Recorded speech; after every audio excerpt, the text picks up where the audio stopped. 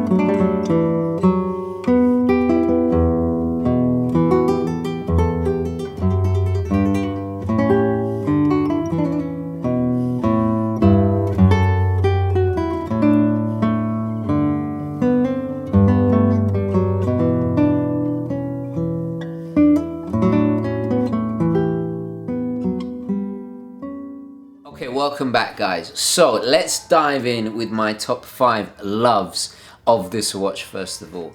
Now maybe I should do a little bit of background. If you're not familiar with this watch, I have reviewed it. It's designed by the iconic Italian car designer Giugiaro of course, and has been immortalized in celluloid forever in the 1986 James Cameron sequel to Alien, which of course is Aliens. Very different from the original film, but I'm a huge fan of the franchise. So the original was released in 1983. This is the re-release. Seiko decided to re-release it. They updated the design slightly, but it's pretty much very faithful to the original. There is a whole stack of collaborations with Giugiaro, I should say, and Seiko, but this pretty much is the most famous one because of Sigourney Weaver wearing it in the Aliens film, of course. Okay, so let's start with my first love about this piece. And it's fairly obvious, it's design. It's very, very 80s. It is indicative of a whole age. You really do see Giugiaro's hallmark, styling hallmarks in it. It's a chronograph, obviously, but it makes me think of his cars from the 80s. It has that kind of slightly dashboard dial look of the actual face of the watch. Very industrial. It has a kind of futuristic, although it is from the 80s, it still looks futuristic. It was designed as an automotive racing watch, so you have things like the tetrametric scale in there, which I love how it angles downwards. There's a real depth to the dial and layering there. The use of colors, the salmon pink hands, and then of course that mustard yellow on the scales of the dial. Just stunning. I mean, very, very 80s, but not in a cheesy way. And of course we have the finishing of the metal. It's this very matted, particular finish. It reminds me actually of the finishing you'll see on firearms or certain military hardware. It has a very utilitarian design for the racing car driver. They're wearing gloves. It's easier to push the buttons. So there's a very deliberate point to that exaggerated structure that has the pushers on it for the chronograph. I love the little steps up in the bezel, very subtle. I think there's a great balance to the design as well, and it has one of the most interesting bracelets I've ever seen. In fact, I only wear it on the bracelet because it's just so fun. The design is spot on. It's a great conversation starter. Yeah, a couple of order, undoubtedly. So that's my first love. The second love of this watch, well, as you can see, we've got to mention, here is the, yeah, this is how sad I am. I bought the Sigourney Weaver figure from the Aliens movie because she has a tiny little version of the watch. I mean, just how classic is that? I had to get it, guys, right? Whenever a character in the movie wears a certain watch, I mean, the prime example is James Bond with the Submariner, it just becomes part of a legend. James Cameron's a massive watch guy, and there's no definitive proof of this, but if you look at all his movies, watches have always been very well cast. He's done collaborations with Rolex and Deep Sea, of course. In fact, if you watch the behind-the-scenes documentary on the DVD of the Aliens trilogy, I own the quadrilogy, box set. There's a fantastic behind-the-scenes, and he is fanatical about every single detail. So I don't think it's an accident. It juxtaposes the organic, the Giga-esque aesthetic of the Alien, you know, which is very curvaceous, all dark colors. The Giugiaro is bleak, very industrial, very futuristic, very kind of brutalist. It's an environment of mining facilities in deep space. You know, it suits that style perfectly. So I don't think it's an accident. It had a big effect on me as a child when I saw the film for the first time. I mean, it scared me witless, but you know, I was very, very young at the time. It came out in '86. And I still rewatch the films. They're fantastically made. They just don't make films like that anymore. Okay, so my third love has got to be, well, this is very, very simple, but it's how the watch makes me feel. Because of the childhood romance or kind of achievement of finally getting the watch, it makes me smile and feel very, very happy in a way other watches do not. It's not exactly a grail watch. It kind of happened by accident. 2015, as soon as I heard about Seiko re-releasing it, I immediately bought it. You know, it wasn't something that I knew I was gonna do one day. So it's not exactly a grail watch. It's so unique, it's so different. It brings a fantastic amount of enjoyment. And at the end of the day, that's what watches are all about for me. They're about the enjoyment. It's just so cool. I mean, it's a cool watch. It's unlike anything. It's a wild card in my collection. Encapsulates that kind of childhood wonder, you know. Very few watches could do that. Maybe some of the retro Casios, but yeah, it really is a fun watch. And I gotta say, it's actually quite comfortable as well.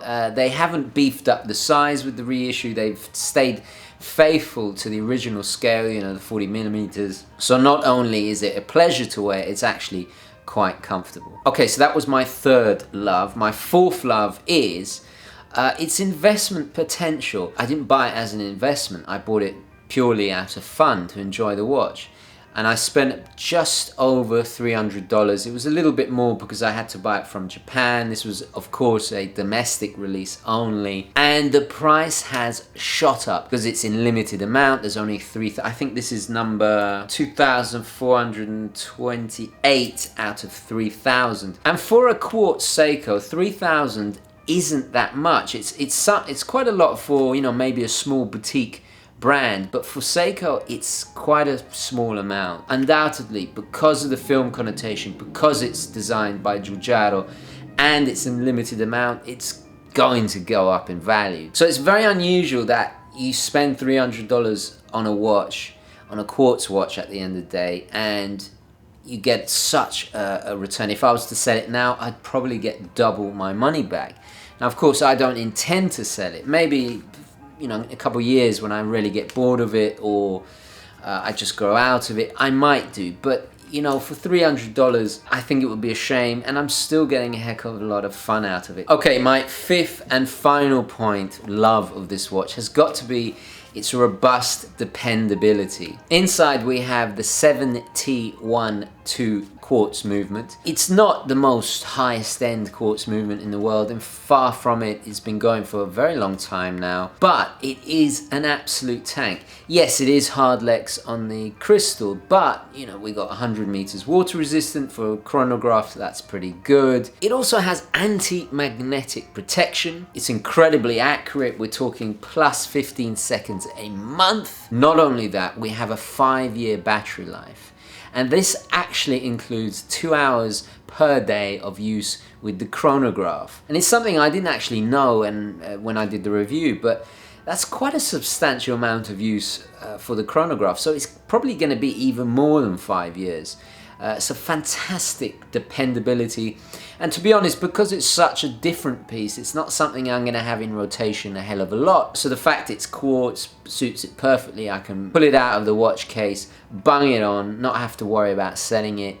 And what I also like is the chronograph hand is accurate to 1/5 of a second. So it does have quite a nice, it's not the most smoothest sweep in the world, but it does add to its charm. It's not just a ticking by second chronograph. And when you reset, the way it goes around the dial, it's just a nice touch. It's actually quite a good beta watch, even though I wouldn't really use it as such because of its collectability, because of its rarity, really. Okay, so let's move on to negatives. Well, first of all, it's not the most versatile piece, I've got to be honest. Because of its 80s retro aesthetic design, it doesn't go with all types of clothes. Also, it's very much a sporting watch. It's matted finish, it's brutalist look kind of reinforces that. It's not going to go with formal wear, almost only goes with casual. It looks great with a hoodie, with sports attire, but you can't really dress it up. I don't think it goes with a kind of smart casual jacket, for example, even though I have worn it with a jacket. You know, I don't really care about fashion. There's no set rules to fashion. If you know anything about fashion, you know that. But it is tricky to match with your attire. It's not the most versatile piece, and that is definitely it's one of the biggest negatives for me. Secondly, that bracelet, it's a nightmare to adjust. While it is very ingenious how they've attached the links, and it looks amazing and it's unlike any bracelet I have, it's very finicky, very maddening to adjust. The way the links are, it's a bit difficult to explain. I'll try and add some pictures so you can see what I mean. Honestly, you have to be really patient to adjust this thing. Just maddening, really very, very tricky. It's got a nice taper to it. And it looks the part. In fact, actually, it's a very typical thing, a bit like Italian cars. They look great, but when it comes to, you know, maintaining and you know, they can be a bit tricky. So that was number 2. Number 3, it has no loom. Had they put tritium gas tubes in this, it would have suited it perfectly. Also, it would have been perfect for outer space, right? I don't understand why it has a 24-hour subdial, but yet it has no loom, so you wouldn't be able to see that subdial. It just doesn't really make sense to me. It's a real shame. It's one of the biggest flaws in its design, and I don't know why they didn't put loom in it. It's a real shame. Had that mustard yellow scale there on the dial been luminescent or something. And it's funny, I don't really notice how much I enjoy loom until it's gone. And for a sporting watch, you would expect it to have loom. Very, very bizarre. But anyway, there you go. Okay, so that was my 3rd negative. My 4th hate of this watch. It's not really hate. I hate using that word, but unfortunately, it works for the titles of the video. Okay, so my 4th negative is the 7T12 movement. The 24-hour subdial. I wish it was a second time zone, like on my Flighty, the Flightmaster SNA411. Had they have added a second time zone, this would have been a fantastic travel watch. I would probably have consolidated to just choosing between this and the Flightmaster, even though that would have been terrible. But yeah, I would have preferred the second time zone. Very, very minor negative. It's not a big deal breaker at the end of the day, but yeah, it's a shame. I forget the caliber movement in the Flightmaster. Guys, remind me in the comments, please. It's just as dependable, fantastic Japanese made quartz, but I would have preferred the second time zone. a great complication to have. Okay, so that was number 4. Number 5, my last hate or negative of this watch, and that has got to be the crown. Now, while I love the way they've hidden the crown in that side structure, that's something they actually did away from the original. On the original, the crown was on the other side and it kind of stuck out a little bit. They've actually cleaned up the design of this particular version, the reissue. And I love how it's tucked away, but when you pull it out, it doesn't really come out that far and it's a bit tricky to turn, especially if you're setting the watch. Also, the crown is quite small. It's tricky to get a hold of. A minor negative, but I had to put it in there all the same. It was tricky to come up with a 5th one because I do love this watch. I do adore it. It's become a much appreciated part of my collection, the wild card. There's something different in the collection. But anyway, those are my top 5 loves and loathes. Okay guys, so I'm going to leave it there. Please let me know your thoughts, queries, opinions, all the rest of it in the comments below. Especially if you own this watch yourself, please do share your own loves and loathes. I know it has the Marmite effect, this watch, but if you really loathe it, please let me know why, and if you love it, let me know what you love about it. I'm dying to hear. Thank you very much for watching. Please don't forget to like this video if you enjoyed it and found it useful, and as always guys, I will catch you in the next one. Okay, ciao. Do the thing with the knife. Please. Oh, yeah. Do it, man. This is great. All right, check this out. I don't want to see that, man. Come on, man. All right. Hey, what are you doing, man? Hey, what are you doing? Come on, quit messing around, Dre. Come on. Bishop, hey, man. Do it, Bishop. Hey, not me, man. Yeah, you. Hey, come on, quit messing around. Don't Come move. on. Trust me.